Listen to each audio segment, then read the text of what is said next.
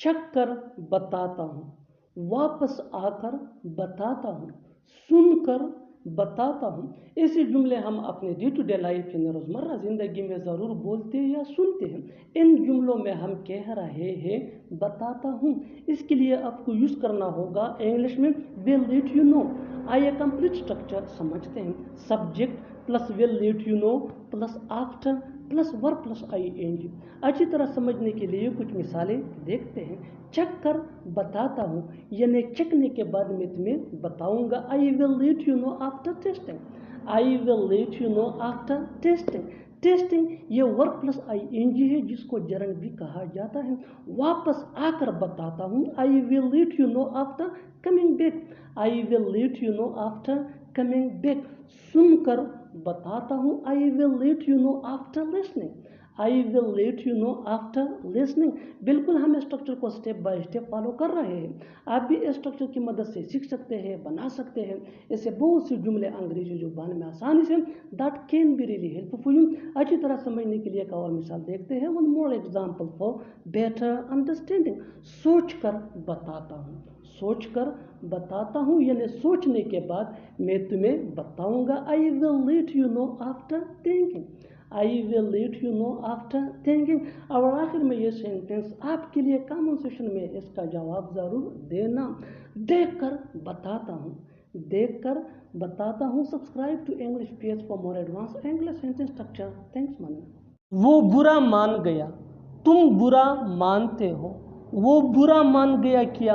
ऐसे जुमले हम अपने डे टू डे लाइफ यानी रोज़मर्रा ज़िंदगी में ज़रूर बोलते या सुनते हैं। इन जुमलों में हम कह रहे हैं बुरा मानना। इसके लिए आपको यूज़ करना होगा इंग्लिश में गेट ऑफेंडेड। आइए कंप्लीट स्ट्रक्चर देखते हैं। सब्जेक्ट प्लस हेल्पिंग वर्ब, जिसको ऑक्सिलरी वर्ब भी कहा जाता है, ये टेंस या सब्जेक्ट के मुताबिक चेंज होता रहेगा।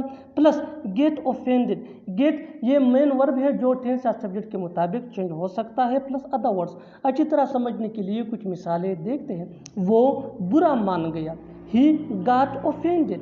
He got offended. तुम बुरा मानते हो, you get offended. You get offended. वो बुरा मान गया क्या, did he get offended. Did he get offended. बिल्कुल हम स्ट्रक्चर को स्टेप बाय स्टेप फॉलो कर रहे हैं। आप भी स्ट्रक्चर की मदद से सीख सकते हैं, बना सकते हैं। ऐसे बहुत से जुमले अंग्रेजी जुबान में आसानी से that can be really helpful for you. अच्छी तरह समझने के लिए एक और मिसाल देखते हैं। One more example for better understanding. बुरा न मानो, बुरा न मानो। Don't get offended. Don't get offended. और आखिर में ये सेंटेंस आपके लिए कमेंट सेक्शन में इसका जवाब ज़रूर देना। बुरा क्यों मान रहे हो। बुरा क्यों मान रहे हो। Subscribe to English page for more advance English sentence structure. Thanks money. मुझे वहां जाने पर मजबूर मत करो।